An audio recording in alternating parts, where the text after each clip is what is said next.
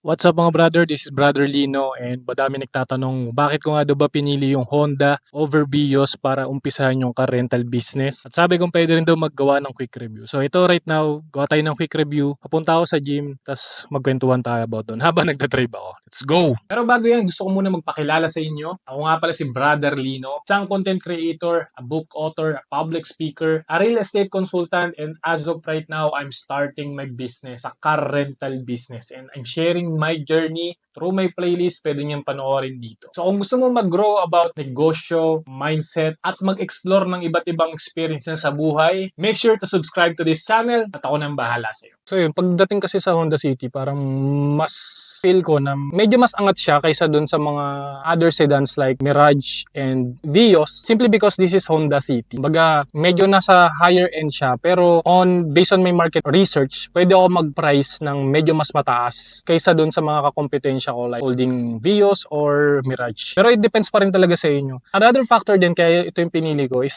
simply because gusto ko talaga itong sasakyan na to nung medyo bata pa ako. So, one way of thinking about it is that parang mag-i-start na ako ng business at the same time magkakaroon pa ako ng libreng sasakyan at magkakaroon pa ako ng negosyo around it. So, why not, di ba? So, pagdating naman sa feel niya, marami siyang soft touch dito. Hindi siya mga hard plastic. Even pagdating sa mga controls niya in here, sa dashboards, nafe-feel ko na mas magagamit ko siya at mas useful yung mga nakalagay dito. Kaya sobrang, for me as a owner and at ginagamit din to sa business, maraming client ang natutuwa at palagi kami binabalikan dahil gusto nga nilang ginagamit tong sasakyan na ito. So let's go for a spin. So this Honda City is actually 1.5 liter engine na CVT. So mafe-feel nyo na sobrang smooth na acceleration niya. And for me, mas crisp yung sounds, lalo nitong mga signal lights, hazard lights kapag ginagamit niya siya. And sa pag-handle ng manibela, mas magaan siya kaysa dun sa ibang mga na-try ko. Wala siyang masyadong,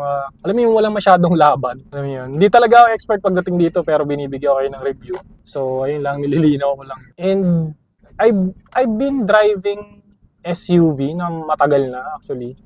Tapos yung na-drive ko tong sedan na to, nalaman ko bakit pala maraming may gusto ng Honda. And ito pala yung isa sa dahilan. Basta malalaman nyo yung feeling kapag nadadrive nyo na. Of course, pagdating dito sa lawak ng kotse, mas malawak siya. Alam nyo yun, malapad siya. Hindi mo mafe-feel na parang cramped yung loob. Simply because ang malaking salamin niya, yung visibility mo sobrang okay. At ayun, kitang-kita mo lahat. Pagdating sa handling, fuel consumption, it's ranging around 10 km per liter to 15 km per liter. That for me, sobrang tipid na nun. Kasi, syempre, driving ako ng SUV. Pero depende pa din siguro sa paggamit. Depende rin talaga sa apak. So, pagdating naman sa suspension, wala kang, grabe, sobrang, parang feeling ko, sobrang galing niya mag-handle, lalo pag nasa lubak. Lalo pag dumadaan ako sa mga uneven roads. Grabe yung pag-handle niya. In a way na, nafe-feel mo yung lubak, pero hindi siya ganun ka, yung talagang sinishake ka na matindi. So, parang, I can say more on in the middle yung suspension niya sa malambot tsaka sa matigas kasi na-handle niya na may. So pagdating sa maintenance, of course, one time pala ako nakapagpa-PMS pero I can say na pagdating sa Honda, parang ang iba yung pag-handle nila sa mga customers nila. I don't know, hindi ko alam.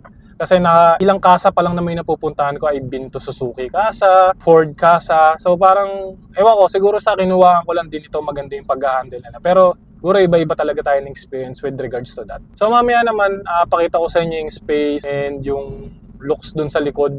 So yun, pakita ko sa inyo para naman may idea din kayo bakit nga ba ito yung mas pinili ko kaysa dun sa Mirage or Vios as a starting for car rental business. So pagdating naman sa likod, makikita yung sobrang lawak ng space niya.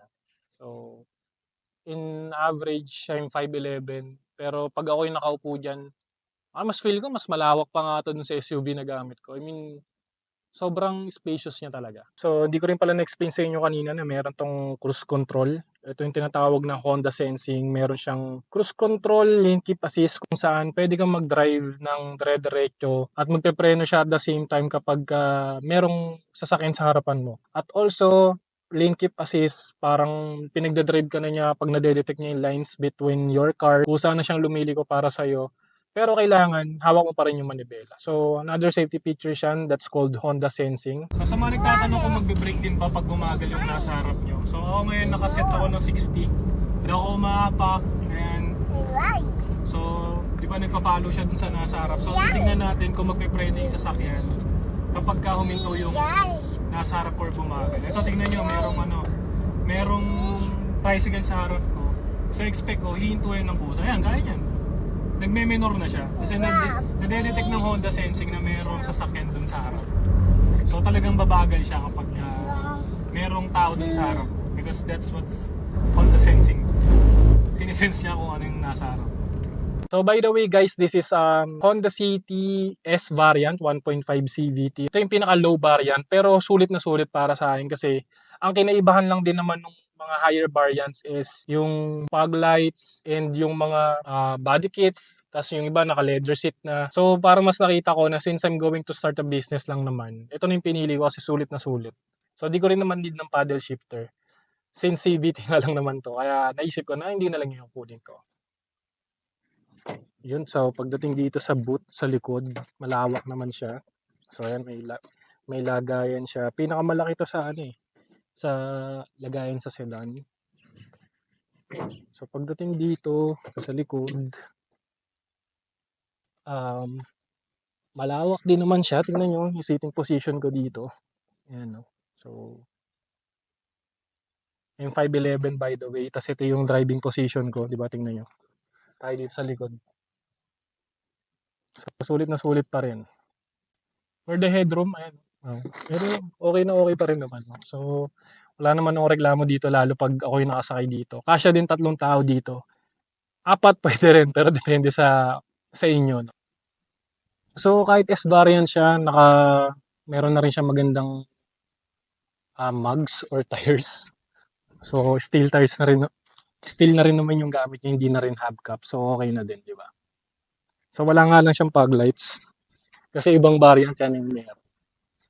Pero overall, goods naman siya. Ayan. Halogen din pala to. So, ayan. So, yun lang guys. Sana may natutunan kayo dito sa quick review kung bakit ko nga ba to pinili. Kasi maraming sasabi nga, ba't mas mahal yung pinili ko.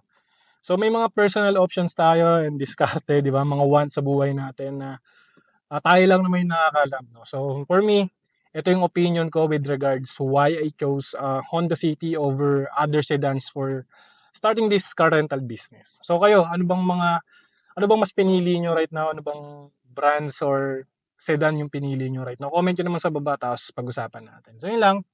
God bless you. Sana may natutunan kayo. Bye-bye.